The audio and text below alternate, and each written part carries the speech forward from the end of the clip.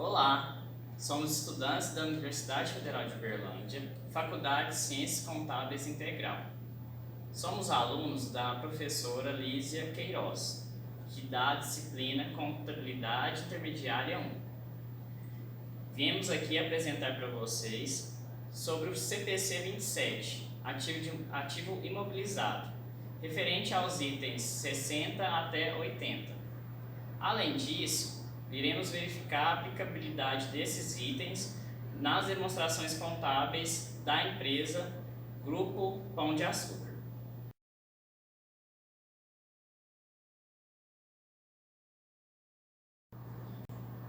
Olá, meu nome é Públio. Tomando por base o CPC 27, que trata dos ativos imobilizados, eu vou falar um pouco aqui sobre o método de depreciação e o teste de recuperabilidade, ou então o impairment test. Temas abarcados pelo CPC 27, dos itens 60 ao 63. O padrão de consumo de uma entidade refletirá na escolha deste método de depreciação. Por exemplo, numa empresa, numa indústria alimentícia, provavelmente uma máquina lá beneficiadora vai ser utilizado o método de depreciação por unidade produzida. Este método ele deve ser revisado pelo menos ao final de cada exercício, caso haja alguma alteração significativa no padrão de consumo dessa empresa, dessa indústria no caso. Podemos utilizar, o CPC 27 ele permite que você utilize vários métodos, e ele indica alguns aqui, como o método de linha reta, ou então cotas constantes, o saldos decrescentes, que é a soma dos dígitos, ou então o método de Colli, e propriamente a unidade produzida, como eu tratei um pouco agora. A partir desse método de depreciação escolhido pela entidade, ele deve ser utilizado consistentemente. Não convém ficar alterando o método de depreciação ao fim de cada exercício, e a não ser que exista alteração no padrão de consumo da empresa. Outro ponto que é importante salientar é que o método de depreciação ele não pode ser embasado na receita que é gerada pela essa empresa, pela indústria. Porque a receita ela é muito variável.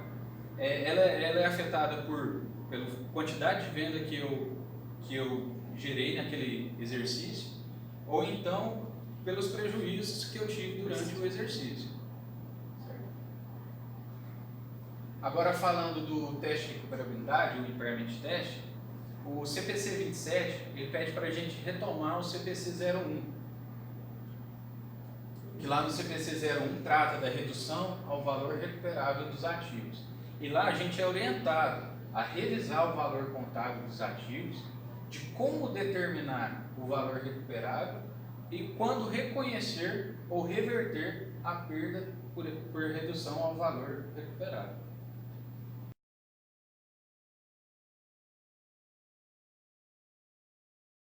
Olá, meu nome é Jordana e eu vou trazer um pouco sobre a indenização de perdas por desvalorização que é contido no CPC 27.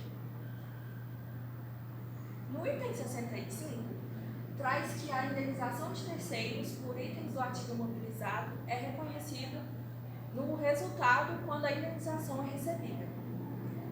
Esses ativos imobilizados são classificados como desvalorizados, perdidos ou abandonados.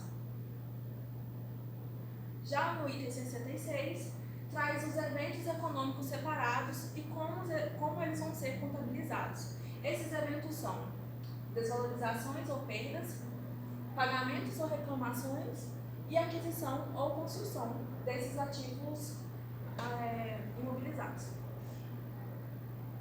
Esses eventos são contabilizados de acordo com o CPC 01, que o público trouxe para a gente, e a baixa determinada pelo CPC 27. Essa baixa se refere à alienação dos ativos imobilizados e que o Jean vai trazer posteriormente para a gente.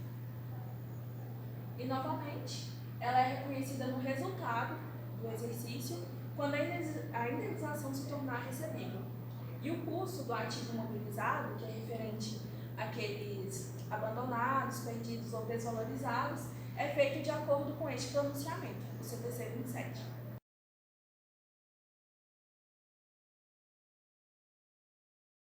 Olá, meu nome é Jean e em referência ao CPC 27 do ativo imobilizado, eu venho falar sobre a baixa do ativo.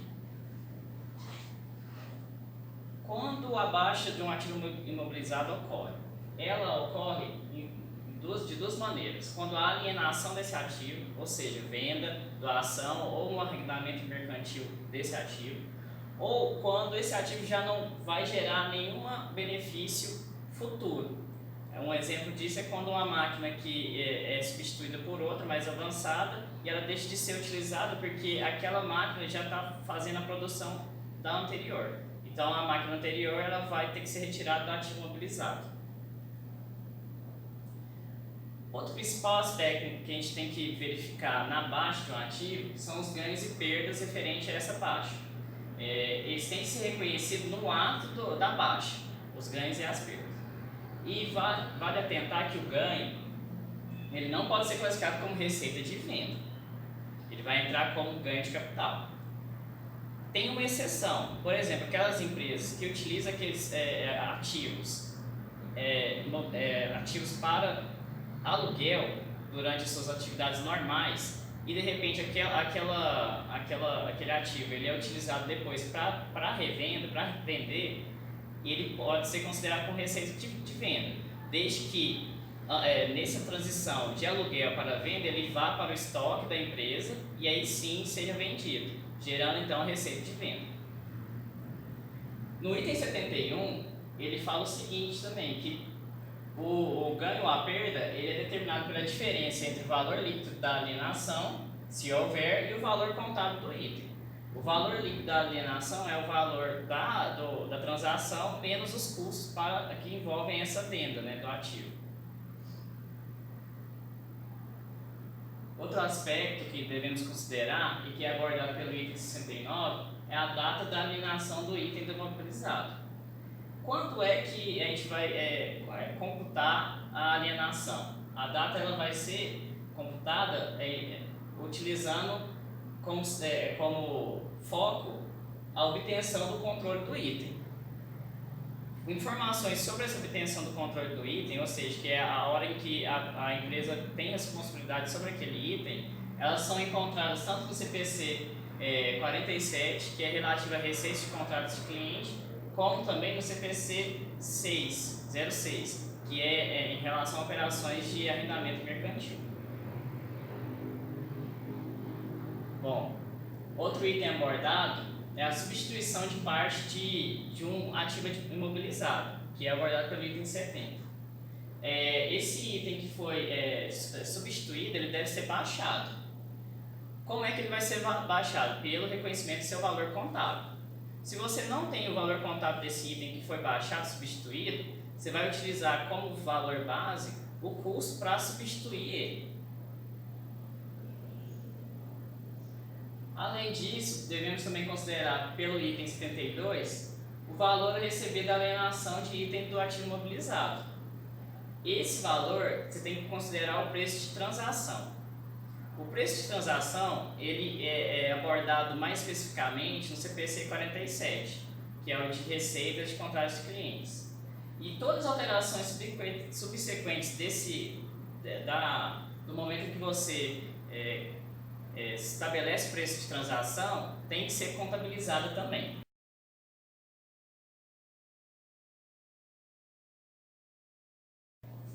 Olá, meu nome é Ingrid. Meu é Daniela. E a gente vai falar sobre a divulgação do CPC 27. Em relação ao ativo imobilizado, o CPC 27 traz uma série de itens que a empresa precisa divulgar. E eles são os critérios de mensuração usados para determinar o valor contábil bruto, os métodos de depreciação usados, as vidas úteis ou a taxa de depreciação. No início e no final do período, a empresa precisa divulgar o valor contábil bruto, mais as depreciações acumuladas, mais as perdas por redução ao valor recuperável acumulado. Além disso, é necessário divulgar os ativos classificados como ativos para a venda ou incluídos em grupos para alienação, aquisições por meio de negócios, adições, aumentos ou reduções de resultados de reavaliação ou de perda por recuperabilidade. As demonstrações contábeis também devem divulgar o valor contábil daqueles ativos cuja titularidade é restrita, como aqueles ativos adquiridos por meio de operações com leasing ou aqueles ativos que são oferecidos como garantia de obrigações. O valor de compromissos contratuais advindo de aquisições do ativo imobilizado também deve ser divulgado.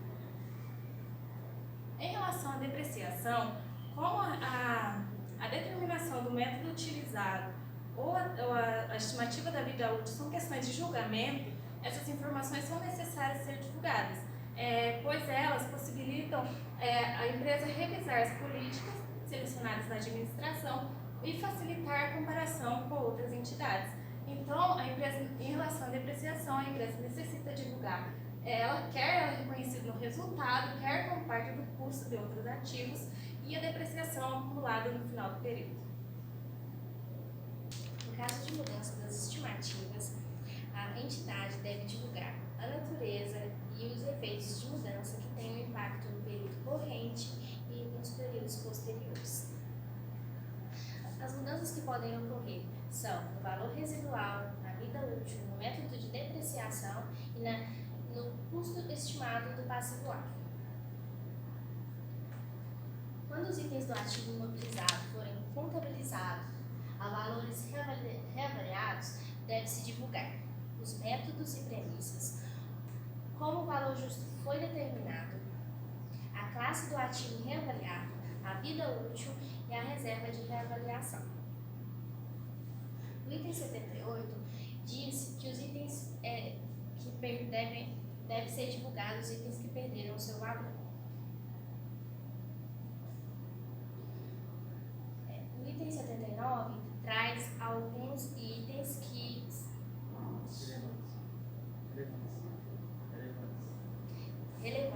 trazem relevância para os usuários, como o valor justo do ativo imobilizado, o valor contábil de ativo temporariamente ocioso, o valor contábil retirado do ativo não ativo para a venda e o valor contábil bruto do ativo totalmente depreciado em operação.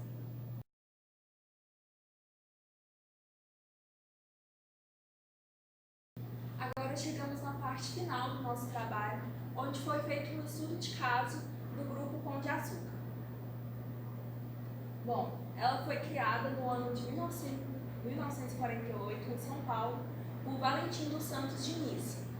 Em 1981, a Companhia Brasileira de Distribuição nasceu e foi originada através de fusão de diversas empresas de varejo. Ela tornou-se uma empresa de capital aberto em 4 de abril de 1995 e em relação aos itens de divulgação do CPC 04 e 27, ela cumpriu o quanto foi necessário. Exceto o item 123 do CPC 04, que é referente a como ela define a vida útil de seus ativos intangíveis. Ela não deu nenhuma explicação. O valor da ação hoje, em 3/7/2019, está em R$ 91,50.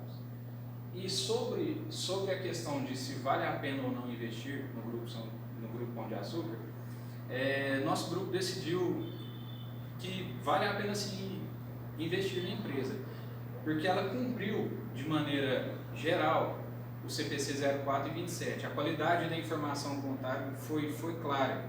Ela não teve algo assim obscuro que pudesse não dar credibilidade à empresa. E, além do mais, é uma empresa que está há quase 25 anos no mercado de capital aberto. Então, ela já tem um histórico de credibilidade. Então, a gente chegou à conclusão que sim, vale a pena investir no Grupo Pão de Açúcar.